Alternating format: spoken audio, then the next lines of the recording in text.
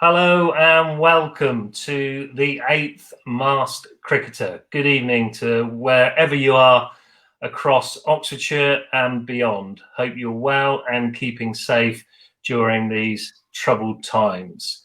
Want to start tonight with a bit of a somber moment. I actually went to a virtual funeral today, Sarah's uncle, a certain Ralph Fletcher. Although Ralph did not pass having the coronavirus, he in fact had been ill for some time. It did make me realise how difficult it has been for anyone losing a loved one during this pandemic, for not to be able to give them the send-off that they have deserved. So as a small gesture, I would like to raise a glass, and obviously if you do have one at home, whether it's water, whatever, I'd like to raise a glass not only for Ralph Fletcher, but to those who have lost their lives during lockdown. I salute you.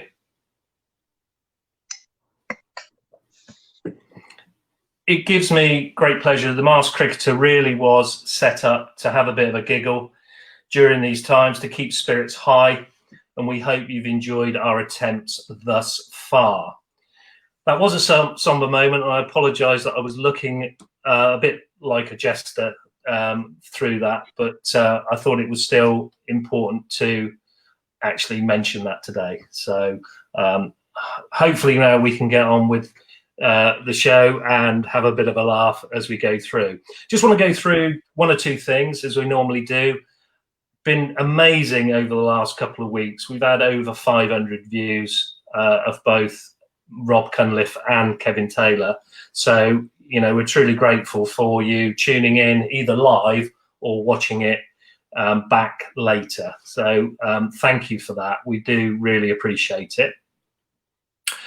There is a change tonight for the Just Giving page. We are now just going down the route of the Lord Taverners. And one of the main reasons for that is to be able for you to donate to Oxfordshire Disability Cricket. That includes table cricket, and it also includes Super Ones cricket going forward, which is something quite exciting because that will be a disabled team playing cricket within our county. So for those people and disadvantaged children that have a problem, being able to play the game, hopefully you'll be able to, if you can, it's not compulsory, go onto that Just Giving page, which I'm going to put down the bottom in a moment, to donate to the Lord Taverners. But it will go locally, and it's for a great cause. And our head of disability cricket, Richard Giles, did actually mention something earlier today, which was great. And I am trying to get his comments up because I can now put this on the screen, which blocks me out a bit, so that's good. So there's a little message from our head of the Oxfordshire Disability Cricket. So we thank you, Dick, for that. That's a really nice thing to say, and I hope I haven't let anybody down with what I've dressed up, although be it just a hat and some makeup, as I normally do, being as silly as I possibly can. So thank you for that.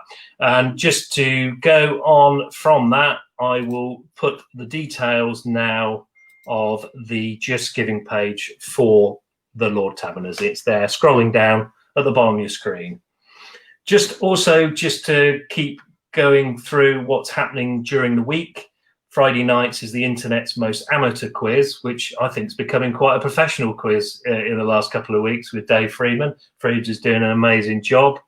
I've also been mentioning Ian Bryan's Tales from the Potting Shed. That continues to amuse me.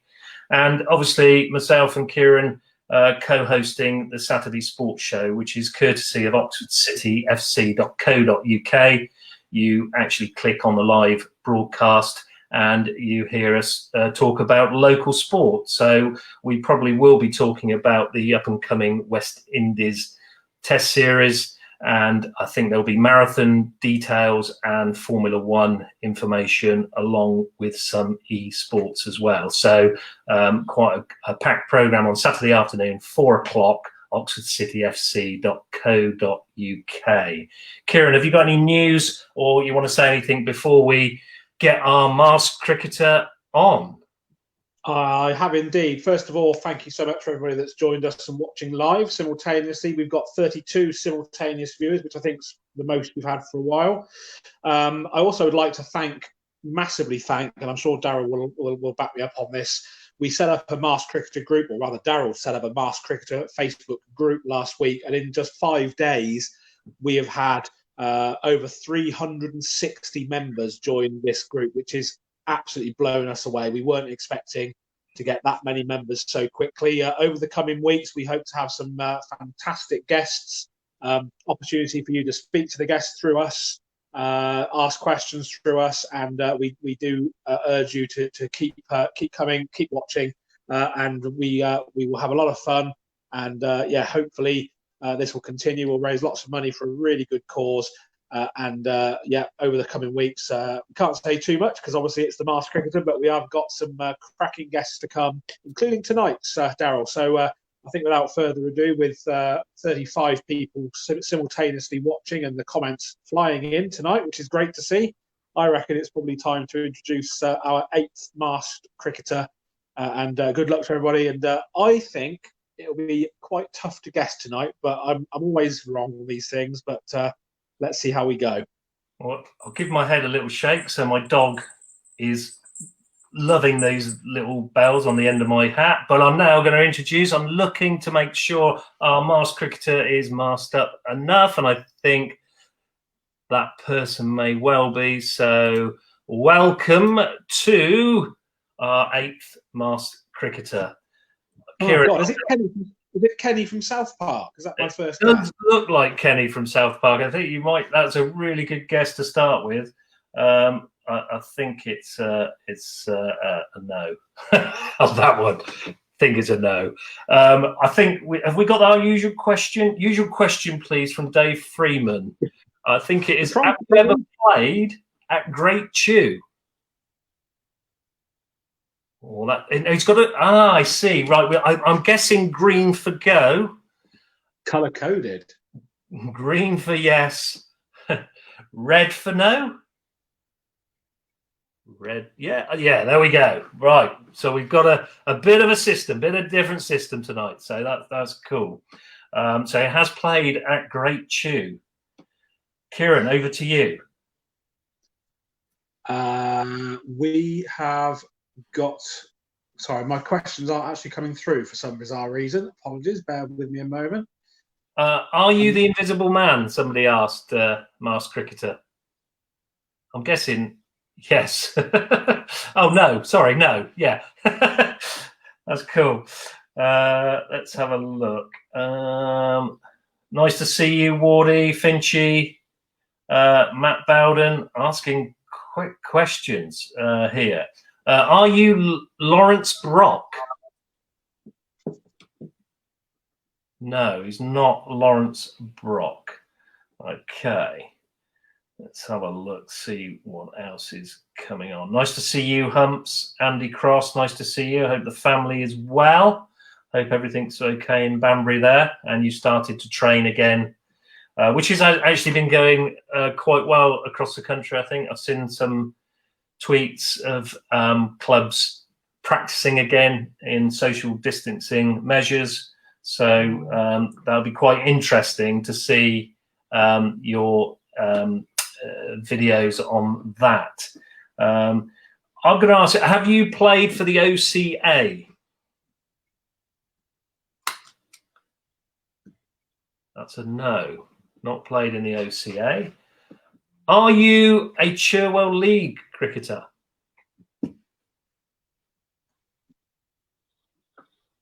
No, not a Cherwell League cricketer. It's just seeing why guessing is not a problem tonight. Our masked cricketer has actually put their name on the bottom instead of being the masked cricketer. It's one thing I probably forgot to do.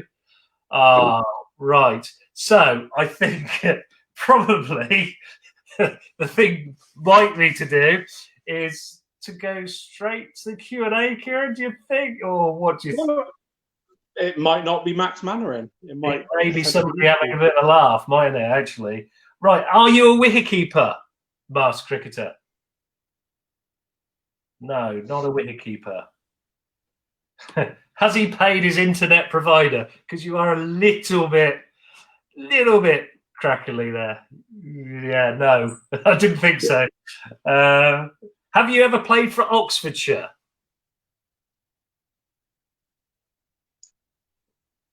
Yes, has played for Oxfordshire.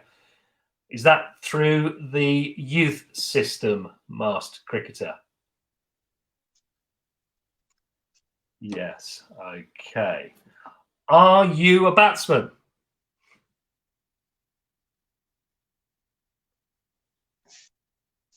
Not a batsman.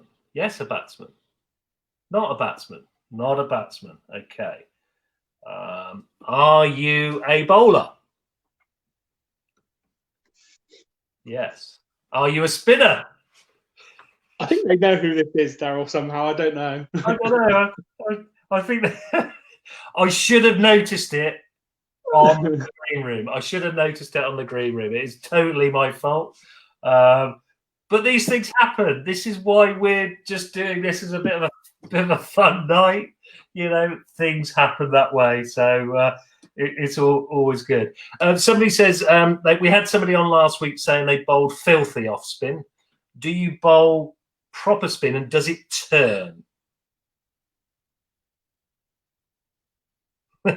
Not sure. Maybe, depending on the wicket. Okay, that's fair enough. It could be the biggest bluff ever, Megas. This could be the biggest bluff ever. You just don't know. Somebody said, are you Neil Megson? Looks like Neil Megson, to be fair. No, it's not Neil Megson. Has John Finch ever given you out? He's got another one. He must have a massively long black book with all the names in that he's had. Ah, brilliant. Has he ever given you an LBW?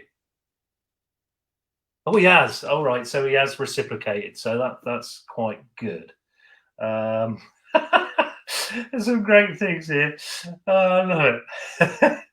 This is a new challenge, this, isn't it? Guessing whether we're bluffing or not, Darryl. It could be really. This could be the best bluff ever.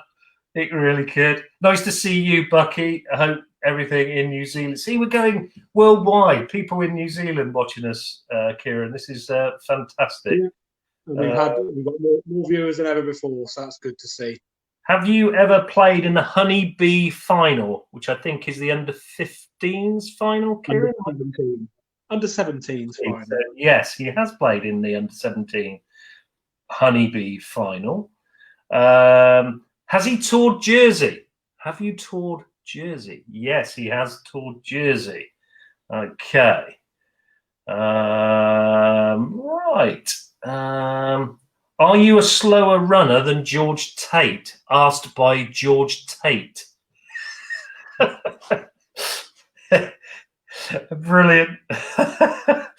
Somebody said, are you off to rob a bank? Because you do look like you're set to go. Set to go. No. Okay, that's good. Are you a Scouser? It's not Nick Rivet. It can't be Nick Rivet then. Okay. That's cool. Kieren, have you got anything else going over the airway? There's only one Scouser down in this way, isn't there? Which is Nick. I don't think there's anybody else. So I actually am having a few issues getting the questions through on my system. Actually, has anybody asked whether you're Lawrence Brock yet? I'm not sure whether they have or not, but that's one of the questions that's come in. Just making sure there's a comment on the screen that you're aware that it's my sister-in-law, Kieren, and just to make sure that you don't get it wrong again, I think. No, I can see. Yeah, no, I'm fully aware that what's her name? I can't remember. I forgot her name. Yes, it was on the screen. Somebody else is actually. Let me think. Are you Has he been out looting? Have you been out looting? No. Somebody's asked, "Are you George Tate?" It'd be good to bring George Tate back in after the first episode. No, not George Tate. Brilliant, superb. You couldn't script it, Kieren, could you? What we're doing. I will add at this point. Obviously, scrolling down the bottom of the screen is the Just Giving page for the Masked Cricketer that goes to the Lord Taverners. If you feel that we've had a bit of a fun evening, please, if you can donate, then you can and go to that Just Giving page that's scrolling at the bottom there. Not compulsory, but please do so if you can. That will all go to Oxfordshire Disability Cricket. So a well-worthy cause. Somebody has asked, has it always been your ambition to play for Oxford Downs? Yes. I don't know who's asked that. It's anonymous, that one. It wasn't from me. It wasn't from me. Brilliant. I love it. It is really impressive, Darryl, despite the fact that we might have potentially dropped a clang and we've got more viewers than ever. So it's always good to see. I think that there's been one or two guesses which might be right, and I think we've got a lot to talk about tonight. So I think we can probably look to get him out of his misery and unmask the Masked Cricketer. Are you, by any chance, possibly, are you Max Mannering by any chance? I actually wanted to say, don't panic, it's Captain Mannering, but we're all doomed now, aren't we? We're all doomed. There he is. It is unbelievably Max Mannering. That's how he is with the headphone. Very well, thank you. I meant to say at the beginning of this broadcast that I've been thinking of a catchphrase for me. We've been going 8 weeks, and every good host has a catchphrase, and I haven't got one. And I come up with what I should have said at the beginning when you're going to ask the questions is ask the mask. How's that for a catchphrase? Ask the mask. Ask the mask. That would work. Will it catch on? Yeah. Well, yeah, absolutely. Yeah, that's a good one. I don't know. I'll blame the script writer anyway, but ask the mask. So we're going to ask the mask a few questions. Wasn't masked for too long. Max, what's it been like for you during lockdown? What have you been up to? I mean, lockdown's been all right. It's been boring for all this, but trying to keep myself busy, really. Got back from New Zealand, and then a week and a half later was straight into lockdown. So I didn't end up seeing as many people as I would have liked to. But yeah, trying to keep myself busy, running a lot, keeping myself fit, which I never thought I'd hear myself say it, but I've enjoyed it. And yeah, doing an online diploma as well, just to keep my mind busy, really, adding strings to the employability bow, as it were.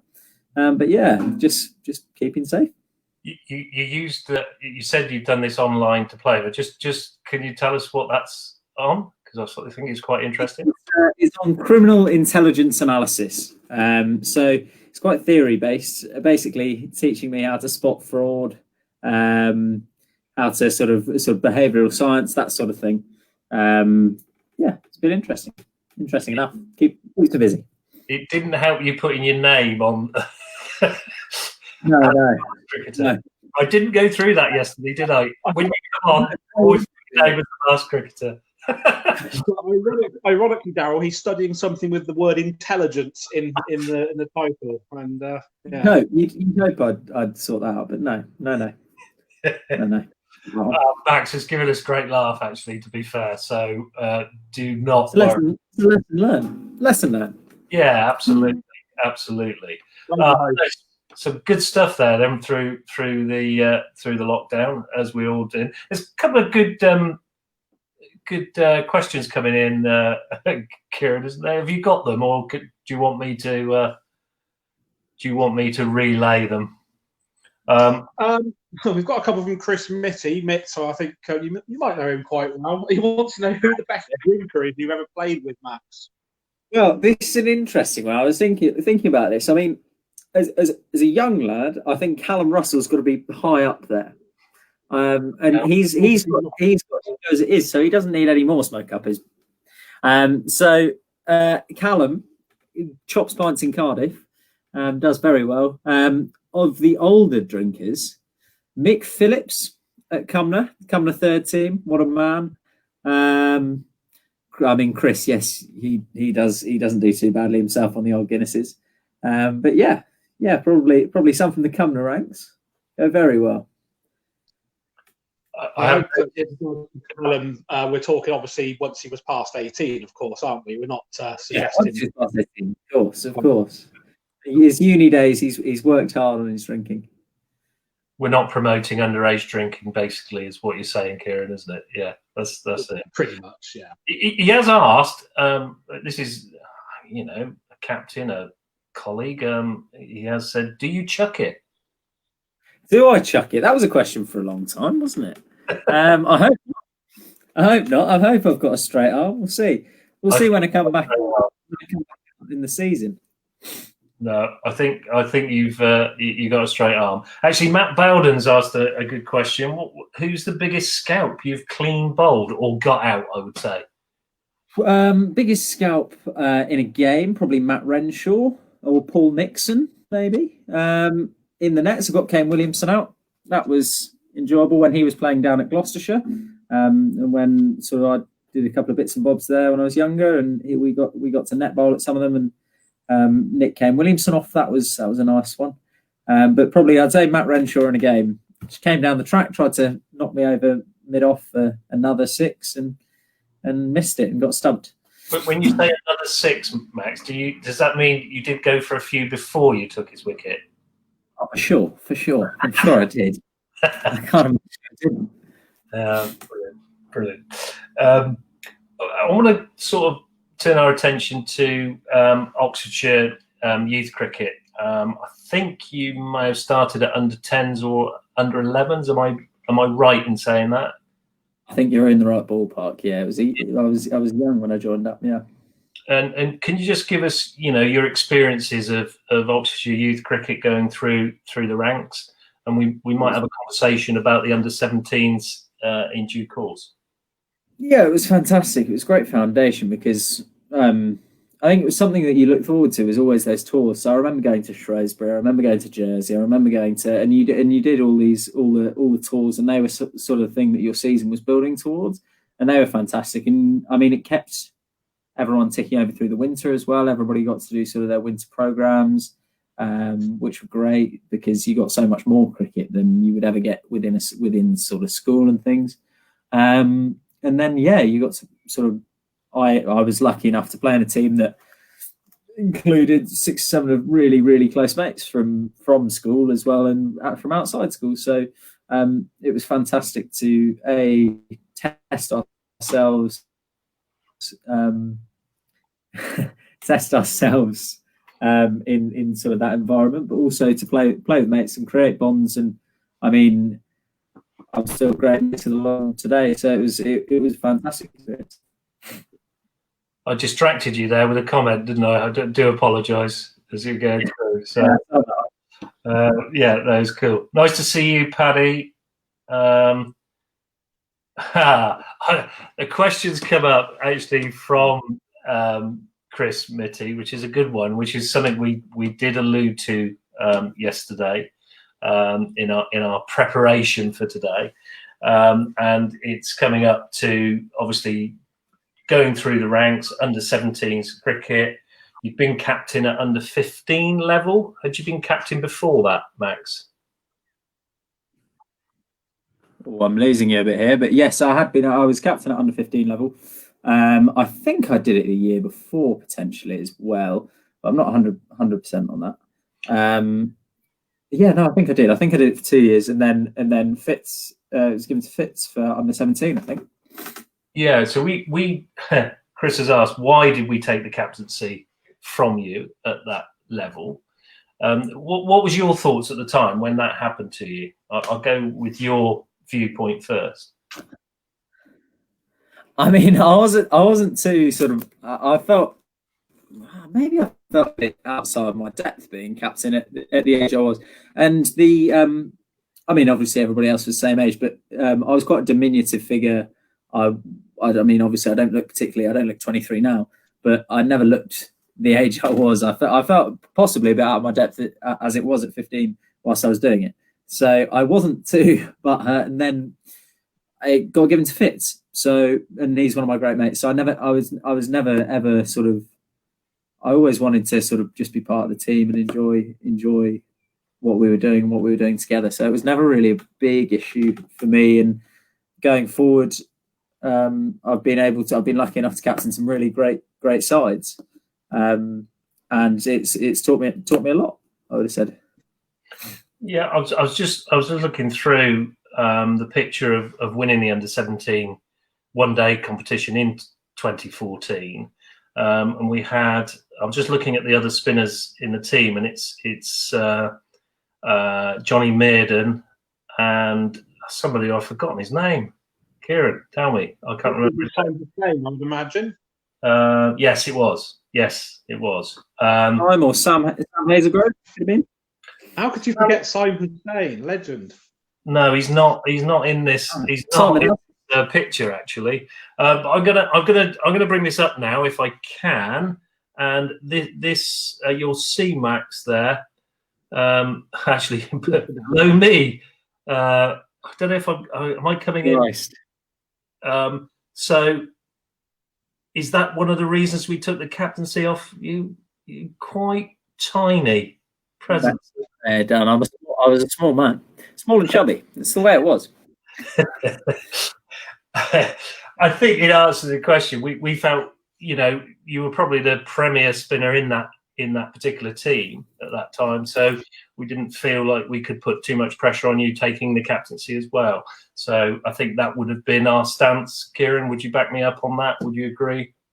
So yeah, I think so. We've taken similar decisions, predominantly through yourself as the head coach, in the past, where we want certain players with a certain speciality to focus solely on that and not have to worry too much about the field settings and all the other stuff that goes with cricket. We did it, I think, in our first year together. We potentially controversially, we took a decision that the guy that had been captain for a couple of years, that we wanted him to focus on his batting, and he was also a wicket keeper. And we just felt that being a wicket keeper, a batsman, and potentially the captain as well. I know that at England level, you have the likes of Alex Stewart and such like that have done that. Adam Gilchrist temporarily for Australia, but we felt at that age, and similar with you, Max, that you were, as Darryl said, sort of our premier spinner, and we just wanted you to focus on that. And I actually think that it was quite a successful move. It wasn't something that we took lightly. It was something that we discussed for quite a while. And actually, what we noticed when we did do that, as you said, you were great mates with Bitsy, and you actually bounced off one another anyway. And actually, you were still very much sort of in that sort of, I hate using the phrase leadership group, but under 17s, because I know that's what the Aussies call their group. But it seemed to work. And what we were always impressed with your age group was you weren't just a team of cricketers, you were a bunch of mates as well. And I actually think that that's one of the reasons why that team was probably the most successful team that the Oxfordshire under-17s really produced, because I think it's fair to say, and I'm sure Darryl will back me up on this, maybe player for player, you weren't necessarily the most exceptionally talented team we've ever had, but what you did have was you had talent, and you knew how to use it, and you never knew when you were beaten either, which I think was one of the keys to the success that you all had. Yeah, I think, I mean, to illustrate the fact that we're sort of still, I mean, we still keep in touch, we're still all together and things. I mean, I saw Fitz for a socially distant hit on the driving range this afternoon. So, I mean, like, we all still keep in touch. We're all still close. And I think that's key to a team environment. Knowing, I mean, you're not going to get on with everyone, you never do, but keeping those friendships and being close in a team environment, so you actually trust people to go out and do their jobs, and if they have their allocated roles, you actually trust them to go out and do that and be there for you, and when you need them, I think is really important in a team environment. And we certainly had that all the way through because we were a sort of cool group that ended up staying together from sort of the age of 10 to the age of 18. And that was great. Max, there are a few questions coming through, actually. There's also a few comments. So, first of all, Peter Tuvey, there's a couple of questions. I think you might have answered one of them, actually. But in terms of have you ever taken the wicket of a first-class player, I think you said Matt Renshaw, you've taken the wicket of. Is that right? Yeah, I got him. Pete Tuvey had my number on a number of occasions. I couldn't get his nip backer. Horrible. It just had a heat-seeking missile towards my pad. Never enjoyed it. You see, Matt, you and I have a little bit of in common there, because I'm going to just say I've taken a wicket of a first-class cricketer as well. So there you go. I actually got Jack Rudolph out. Yeah, so he was on 210 not out at the time, and he was trying to get out because he was bored. So he hit one down long off, and so that was my little claim to fame. Take the ones you can get. Yeah, Pete Tuvey also says, and this is sort of just going back to what we just discussed about captaincy. He said, and he's quite an experienced man to sort of know this, actually, and I agree with you about his bowling, by the way, but he says bowlers sometimes can struggle to perform at their best and captain a side, particularly a spinner, because you have to have so many different tools in your armory. So it's a good point he makes there, to actually sort of focus on your speciality. A couple of other questions have come in on social media. Simon Davey wants to know, and you don't have to say Darryl for this answer, I'm sure he'd love you to, the biggest influence on your cricket and the best coach that you've had. The biggest influence on my cricket is someone I had in primary school at Charnlings Manor, was a guy called Johnny Walker, and he was a history teacher and the first team coach there. And I used to bowl in year 3 when I was very young. I used to bowl little horrible right arm meadows, and he took me aside one day and was like, "Come on, let's bowl some spin. Come on, you're short. You can't be bowling too quick." So he took me aside and was like, "Let's bowl some spin." So he worked with me tirelessly through when I was young. I was still young. I was 9 to 11-year-old, and that was great for me. Set a lovely foundation. Then probably the best coach I've worked with so far is my coach at Exeter, I would say, Ruan Lowe. He's had some great experience through. He worked in New Zealand. He worked for Yorkshire Diamonds, working with the coaches up there, and is good mates with Jason Gillespie. And he was fantastic in sort of my last 2 years at university. Really deconstructed cricket for me, took it right back to the basics, and then built it back up to the point where we were hitting tennis balls off planks to work on our balance and things at the beginning in sort of September, October, and then built it right back up to a point where we weren't losing games. We went from a side that was losing games to a side that trusted each other, believed in each other, and couldn't stop winning, which was awesome, amazing to be a part of. I was going to come back to that, Max, actually, your run through NCCU cricket with Exeter Uni, because you took over at a time when they weren't winning, I think it's fair to say. And am I right in thinking you went on to have 20? You played a game against a first-class opposition and got very close to winning that, and then you went on an unbeaten run. Do you want to just go through that a little bit for us? Yeah, I mean, the year before we'd played in the MCCU league, in the top league of university cricket, which was a great standard. Was hard, but as a team, we maybe hadn't worked hard enough through the winter. I think we'd enjoyed the university lifestyle maybe a bit too much, and hadn't put in the yards necessary. I mean, I probably had my worst experience on a cricket field up there. We went on a 2-day northern tour to Leeds and Durham. And I remember Martin Anderson, who now plays for Middlesex, went on loan to Derbyshire. And we'd only put 120 on the ball on not particularly nice pitch. And I was brought on about 60 for none. And I was like, oh, well, this goes one of two ways. Either I win the game or I get tonked out the park. And it probably went the second. And I went for 24 and over and got taken off. And it was one of those moments where you're like, I have no idea what just happened. I don't know what to do. But we sort of moved on from that. We went down that year, down to Division 1 of university cricket. And our new coach came in, and his aim was to get us back up into the MCCU league, because obviously the ECB provide a lot of funding to university cricket, and the only way we were going to get funding and attract better players was to be up in that top league. So he set out a plan.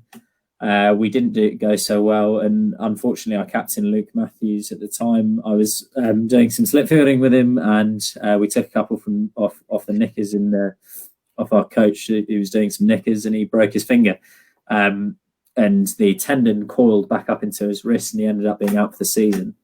So I ended up taking the captaincy. We won a couple of games, stayed up that season, and then in my final year, my fourth year, we were up against a couple of tough oppositions. We worked really hard during the winter, harder than we'd ever worked in those previous four. And it's a side that included George Reed, James Fitzjohn as well, who were there with me, we played against some first class opposition at the beginning. Played against Sussex 2 side, which had Tymal Mills playing. I mean, there's a video of Fitz getting his off pole ripped out by him, which is a good laugh. Regular. Martin, they had a stack lineup, and then we lost that. And then we went to we were supposed to play on the county ground at Somerset, but it rained, so we ended up playing at Taunton Dean against Somerset 2s. And the Somerset 2s bowling lineup was Jack Brooks, Jamie Overton, Jack Leach, Tom Lammonby, and a couple of others. They had Max Waller was playing as well. And then the batting lineup, they had, I think, Tim Rouse, Eddie Byram, Steve Davis, who's played for England, and they got 300. And we were like, oh God, we've got to go and face this lineup. And people like Reedy and our other opener really fronted up and got us to about 70 for none. And we got into a position where actually we were like, we could win this game. And we ended up falling short. We got to 270 against that sort of stacked side, and it gave us massive confidence.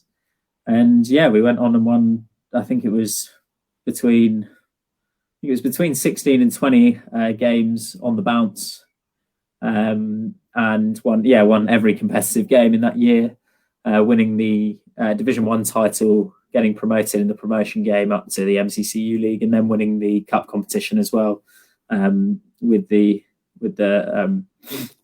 at Kibworth as well, which was same for the under-17 side, which was a fantastic experience. But that was an amazing team to be a part of, probably the best to date I have. You obviously, do you like being a captain, Max? Is it you want? Absolutely love it. Yeah, I love it. Yeah, there's something special about it, isn't there? Actually, can't put my finger on it, but I must admit I've done it for a long time and enjoyed it, and still learning, basically, even at my age. So it's just a nice skill set to have, actually, isn't it? Yeah, I mean, it's a fantastic thing to do. I'm hoping that going into the workplace as well, it's something that employers tend to look for. They like people who are able to sort of work within a team environment. I'm hoping that that's something that sort of might stand me in good stead, having captained sort of Oxfordshire age group, Exeter and Cumnor. It has been, and my side out in New Zealand, it's been fantastic. It really has. I've loved every minute of it. Loved doing it. Do you think it's made you a better cricketer, Max, from off the back of that? I couldn't possibly tell you. I mean, I love the responsibility, and it sounds so cliche. I really quite enjoy being in positions of pressure.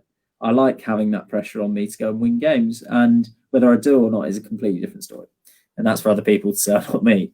But I like that position of pressure. I like that being able to sort of affect games in a way that I can use my mind, not just what I'm able to do playing cricket. So hopefully it has developed my sort of my cricketing brain. I don't know whether it's impacted my playing side as much. I don't know.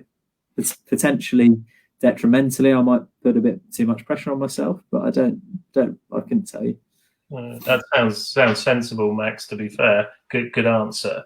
I want to just go back to the under-17 winning team, that one-day cup. What was that like that day?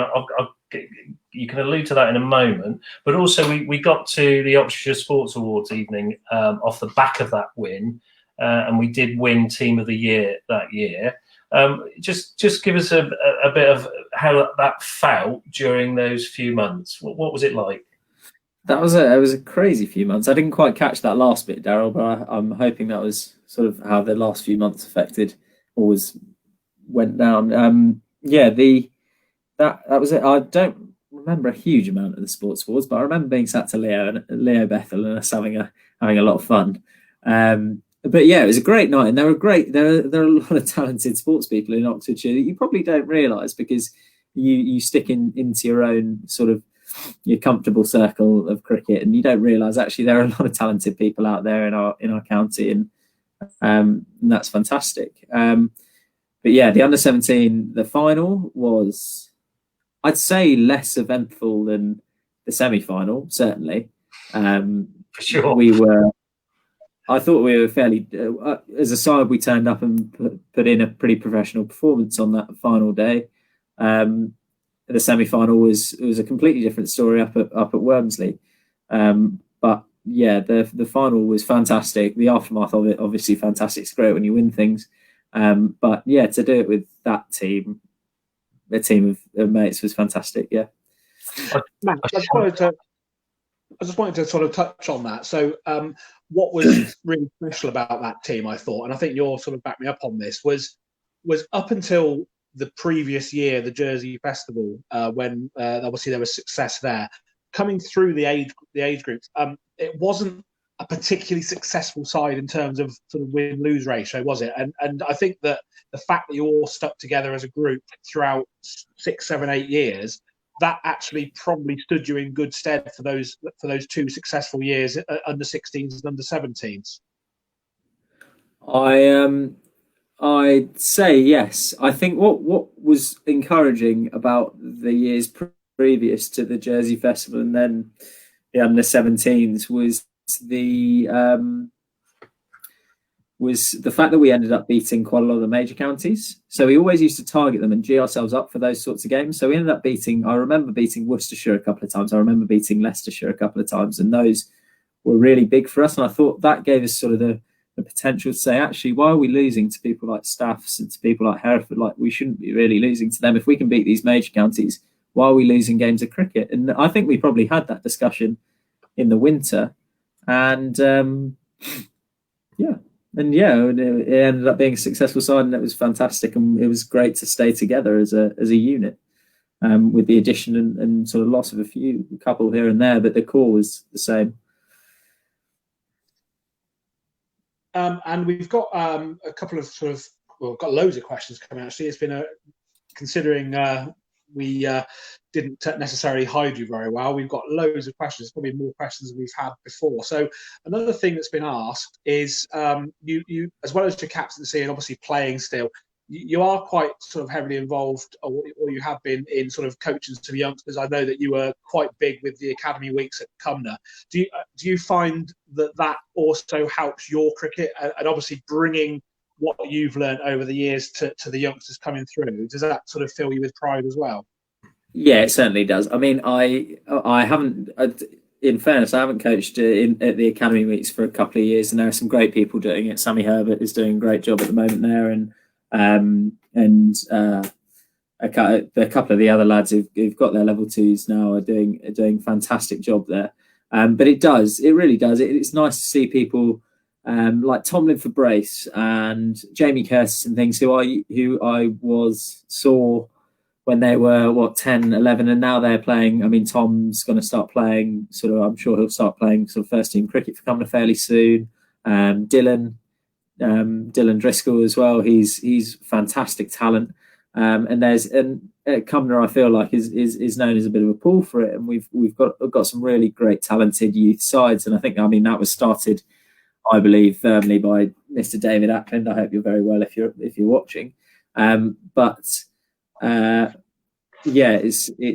fantastic place to be a part of as Cumnor, especially as a young cricketer, because there is that filter down as soon as you manage to get into that sort of first team, you are encouraged to go and help out with the younger lads, and there's a great sort of coaching and camaraderie system there that really does work, and it's shown by the amount of youth talent we end up producing, or we Cumnor end up producing rather. We've had another question through, which we've had a few times in the past. I think Dick Giles has asked it a few times in previous weeks. So you've had some time playing overseas. I think you went to New Zealand, didn't you? In terms of how that's developed your cricket further, is that something that you would recommend to all young cricketers to spend a winter away, irrespective of whether that's New Zealand, South Africa, Australia? It's built you into the player you are. Undoubtedly. I mean, I never did it. Like a lot of people did it before their university. I said to myself that I wanted to do it afterwards. And yeah, 100%. I couldn't recommend it anymore. It was a tough decision for me to go personally. I had a lot of things sort of going on at home. A lot of obviously people to consider as beyond myself. But I sort of got the backing of both my parents, my girlfriend, and we had a couple of chats about it, and they were like, "Great, just go and focus on yourself." And it is an inherently selfish decision because you are going out there to develop yourself, develop your cricket, and develop yourself personally and be able to live in other cultures. And it was fantastic, and I would never change it for the world. I was able to go out and focus on my cricket solely for 5 months, and I'm gutted that I haven't been able to show the fruits of the labour so far this season. Who knows? We may get a 9-game season later on, but we may not. And if not, then roll on next year, and we'll see. We'll see how it goes. Kieran's not going to want me to ask this question, Max, but I'm going to ask it anyway because I think it's quite light-hearted. Is one day in Jersey, one evening, can you give us the preparation that was given by the under-16s that particular night? Well, before the final game in Jersey, or I mean, there are a few stories from Jersey. I mean, before the final game in Jersey, lovely Felix Robbins, Hendrik Robbins' dad, put on an amazing night at a hotel where Kieren was to be found dancing with some hula girls at 11 at night when us 16-year-olds were a bit like, oh, we've got a game the next day and our coach is dancing with hula girls at the minute. What are we going to do? But yeah, no, fantastic evening that Hendrik's dad put on for us in a fantastic place. But I always remember, was it Steve, our umpire? Steve, yeah. Always had his pilchards in the morning. I said, Steve, just give me a couple of LBWs today, please. But yeah, no, some great stories from that festival. I remember Tom Costley doing knickers in the pool. He was in the pool in the shallow end, and someone would skim the ball off the pool, and he'd have to nick it onto the cordon in the back of the pool. Yeah, it was good. It's a good festival, that.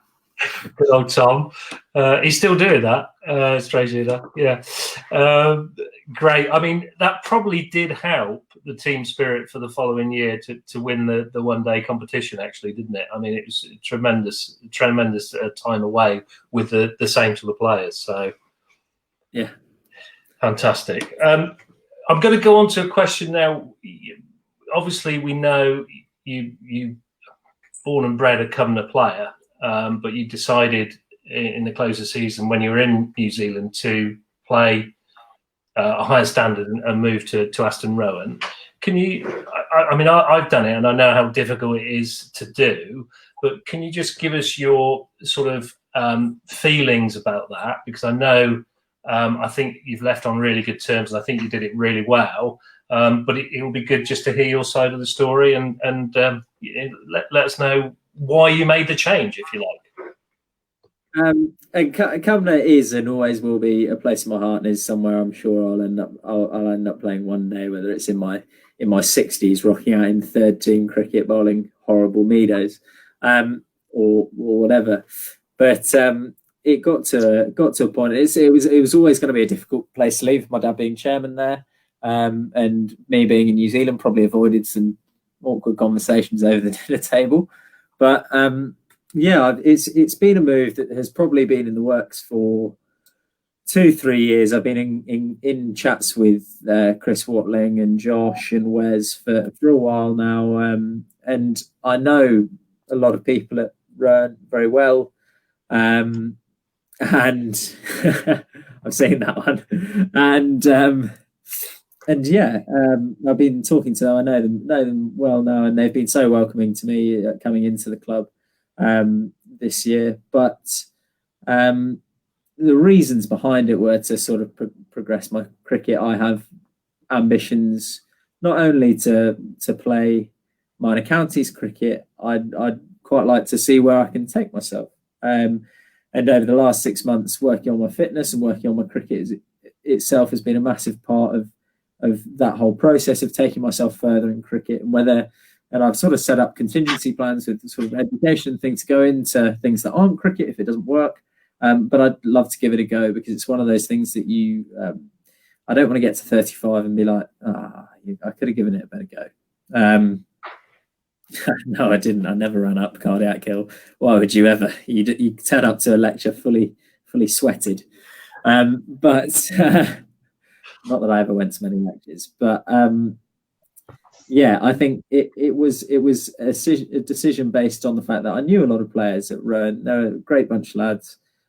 Great. They have a sort of a great culture around cricket. They work hard. They play hard. And then enjoy themselves afterwards, and they're a good bunch of lads, and I'm really looking forward to playing there. But also, I feel like I'd taken a bulk of wickets in Charter League cricket, but couldn't quite get the recognition in terms of minor counties cricket that I perhaps wanted. And so, and I do have aspirations to becoming sort of I would like to potentially become a mainstay in that side, in the 3-day side especially. And hopefully take wickets for Oxfordshire, and hopefully go beyond with the YCs if possible. But you never know. I mean, they were my main motivations. But hopefully, I have left on good terms. I mean, I still see the people, the couple of people that have that I've played with. I mean, I've gone up for a few socially distant nets there over the last month or so, and it's great to be there, great to be back. But I did feel like I needed a new challenge, and I'm potentially stayed a year too long. Max, I think that it's fair to say, in terms of the local rivalries at clubs, so it was a big decision for you to do that, to move on. But what I've noticed over this lockdown period, and I think it showed with Aston Rowan's fantastic efforts with their fundraising for the Ruth Strauss Foundation, is although there's an awful lot of rivalry on the field, there are some seriously good cricket teams in this county. And the rivalry on the field, it's not matched off the field, is it? It is actually quite, I don't like using the phrase, but it is a family, isn't it, really, in Oxfordshire, that we're all here to help each other and support each other. And I think that's been proven over the last couple of months with what's been going on at various clubs, Great Chew, with the quizzes that are going on and the fundraising. And it must be quite refreshing to know that no matter where you play your cricket, we're all basically mates together in this, aren't we? Yeah, 100%. I think Aston Rowan did a fantastic job with the virtual festival, getting Andrew Strauss involved. That he was amazing, great speaker, and all the sort of the offshoots that were fantastic. Great money raised for the club, and there were some people who did some great work. Fitz and Leo Bethel really did, and Josh Smith did some great work in setting that up and arranging that. It was fantastic, and it was great how all the clubs around Oxfordshire sort of shared it on their Instagrams, their Facebook pages. It was really good. It's heartening to see that we all want cricket on, and whilst we can't have cricket on, it's nice to know that we're all sort of all there for each other. Just changing the subject quickly. I've just seen Megas going back to the Jersey story. He said, "Can you make sure you go careful because his wife's watching?" All good, mate. Megas, secrets are safe. What stays on tour and all that. What goes on tour stays on tour and all that. Yeah. You know. Oh, brilliant. It's some great comments on that. It was obviously a cracking tour as well. So, no, really interesting, Max, because I think I would say you've made the right decision, and everybody should wish you the luck and good fortune going forward, and hopefully you can realise some of those ambitions. You said about the MCC young cricketers that I'm guessing trialling through that. When we can. Hope so. Yeah. So I was all lined up to go in there and trial. It was literally the day before they shut it down and logged all cricket off for a while, which was a shame, very frustrating. But yeah, when we can get back, I don't want to sort of egg it too much in case nothing really happens from it. But yeah, hopefully when I can go in and trial, we shall see. It's a great initiative to be involved with if I can possibly get into it. Yeah, we shall see. People make decisions. I'm right in saying you have 2 nominations, didn't you? Two people nominated you, is that right? Am I right in saying that? Well, Wes was very kind and helped me get in contact with Ajmal Shahzad, the coach there, as did my university coach Ruan. He knew Ajmal as well, so he sort of got in contact and sort of stated my interest within the program. And no, it could go absolutely nowhere, but if it does, then fantastic. If it doesn't, then no harm, no foul.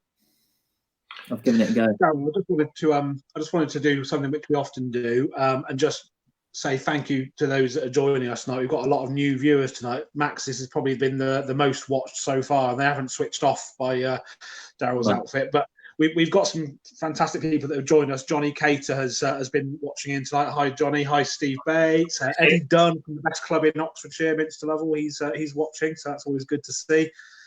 Steve Dobson. Nick Rivet, Johnny Cater, Joe Harris, Simon Hall. So yeah, loads of really good people watching tonight, and it's been a really good chat with you so far. We've had the most simultaneous viewers tonight that we've ever had, so that's really encouraging. Max, another question from me. We sort of touched on it in terms of the MCCYCs and such like. In terms of what you do as a cricketer, so predominantly you're a bowler. I know that you like to think, you probably are, to be fair, you like to think that you want to sort of develop your batting as well. And I think it's fair to say, actually, over the last couple of years, having seen you at Cumnor, your batting has really come on as well. And I guess that's through a lot of hard work, isn't it? Because you're self-confessed not the most talented with the bat, but you've really worked hard at that to sort of develop yourself into a lower middle order all-rounder. I think being given the responsibility by Cumnor to bat at sort of 5, 6, 7 has been great for me, because it not only inspires you to want to work harder and go into nets and be like, right, I'm not going to get out, I'm going to be gritty, I'm not going to be sort of the soft sort of individual, the soft batsman that I might have been, and sort of develop that grit. But you get that responsibility, and once you have that responsibility on your shoulders, you don't want to let other people down. And I think that's a massive thing for me. I mean, that's very kind. But yeah, I think not letting people down it was a massive motivation for me to work harder and get better for myself. Obviously, cricket is such an individual game played in a team. It's really strange. But yeah, not letting the people around you down and being part of that team and being given that responsibility was really good for me. And then going over to New Zealand and batting sort of 5 in a team that I shouldn't have been batting 5 in, really. But yeah, getting that experience was fantastic as well. You see, I was hoping you were going to say there that you just wanted to prove Darryl wrong because he kept making you our non-batter when you were coming up through the ranks. He did, didn't he? He did. I've got a mean ramp shot now, Darryl. Non-batters, let's be honest. Over the years, they've gone, what, am I not batting again? They actually come to me now and say, I am the number 12, aren't I? I don't think you did, Max. Chris Leaney used to turn up and never brought his bat with him, didn't he, in the end? Chris Leaney decided in the end, I just won't bother bringing my bat with me. Absolutely. But Max, I wouldn't, again, from the hard work you put in after that, it shows your commitment to the game and what you want to achieve. So, I toss this very silly hat to you and say well done and congratulations, because I had noticed that had been coming along nicely, because I do, strangely enough, look at results and how some of our ex-players have done. It's always nice to see somebody doing well. For something they're not as well known as doing, taking wickets was your forte, but you're now contributing with some decent runs. So well done for your hard work there. So it's a good question, Kieren. Thank you. And I saw him hit. I know it was at Shipton, it was a short boundary, but I saw him hit a monster 6 last year. So he has definitely come on. It went miles. It went out onto the road. So yes, he definitely has come on. There you go, Matt. Checked in the post. Oh, my head's the size of a balloon now. Thank you. Max, we're coming up to the hour mark, so we're probably close to finishing. I just want to say thank you again for being our 8th masked cricketer. It's been a joy to have you on, and giving us the giggle for letting us know who you were straight away. Even better, because I think that just makes what we're doing even more better, because it's done as a bit of a laugh, and it's very amateur, and that proved it. So I have to say, I saw after 20 seconds Neil Pickup guess Max Manning, and I hadn't spotted that, and I thought, how do you know that? And I hadn't spotted it. I did tour with Neil. I did a coaching tour of the Saxons under 11s with Neil. Down in Devon. That was good fun. A couple of quick fire questions to finish, Max. I'm going to do it this week, Darryl, because you forgot last week. So, superpower. If you had a superpower, what would that superpower be? Well, I thought about this. I thought something like being able to fly, or being able to. I'd quite actually like to turn the ball. That's going to be my superpower. Turn the ball. Turning the ball. Turn the ball. Have you got plenty of variations lined up, Max? Or you got to keep that in your chest? I lost you there. Go again. Have you got plenty of variations, or are you keeping that close to your chest? I keep them close to my chest. I mean, pace variations, angles on the crease more than anything. Brilliant. Another quick fire question. Best county manager you've ever had? Go on then, Kieren. You can have that one. He said Neil Pickup. Neil Pickup. Brilliant. Well done, Max. Great evening. It's great to have you on. I wish you all the best, not only in your cricketing, but obviously in life generally. And I hope everything goes well and what you want to achieve. One last thing, I always ask this: what would you like to say? Was there anything else you would like to say, or give advice to any young cricketer watching? Over to you. Oh, any young cricketers, I guess go and express yourself. If you're going to go out on a season abroad, go and do it. Go and express yourself. And yeah, just enjoy yourself playing cricket. I think a lot of people, myself certainly included, put a lot of pressure on themselves, put way too much pressure on themselves. So go out there, go and express yourself and try and do it. It's so hard. It's so easy to say and hard to do, but go out and play without fear. If you're playing without fear, you're probably playing your best cricket. And also stay safe, everyone. It's a bad time at the moment, but we'll get through it. Brilliant, Max. Good to see. Great words there. Wise words at the end. Stay with us. We'll have a little chat in the green room afterwards. Just a finish off from me, Kieren. Before I do my little bit of ending, is there anything else you want to say? I would just like to say that Mervyn Ramsey says he bet Max doesn't block the ball like you do, so that's quite obvious. I would like to say, I'd very much like to say thank you so much to everybody that's watched tonight. That's the most viewers we've ever had on the night itself. We had 400 views last week in total. I think we're going to smash that this week. This is all aimed for a bit of fun, but also, as is scrolling on the bottom, we are trying to raise some money for the Lord Taverners. So give anything that you can really to that. Click on the link, go to the link, and if you can donate, if we can raise some money for the Lord's Taverners, a fantastic cause, then that would be brilliant. And I just wanted to say thank you actually to Mervyn, who has really supported us over the last couple of weeks in promoting this channel a bit more.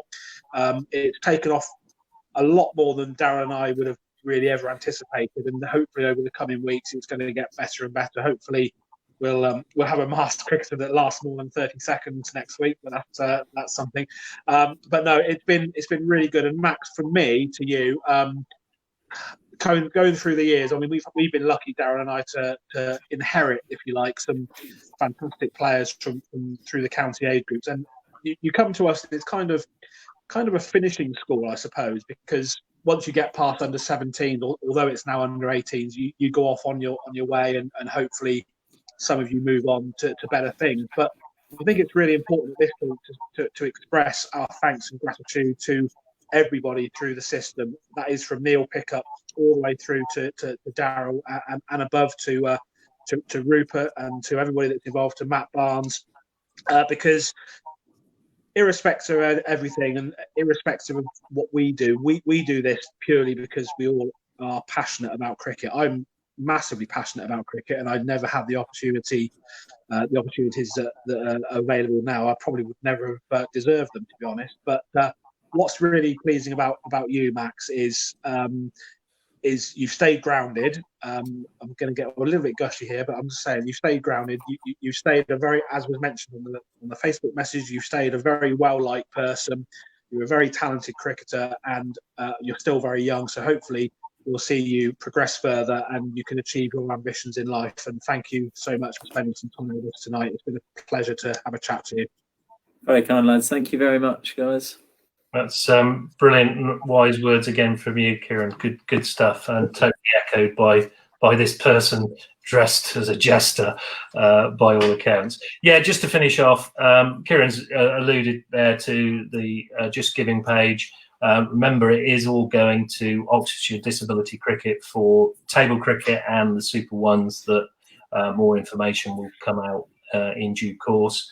Hopefully that will raise more awareness of our disabled cricket within the area and for those disadvantaged children. So again, big thank you from us. We do feel this is getting bigger. It could get better. We could always get better, let's be honest.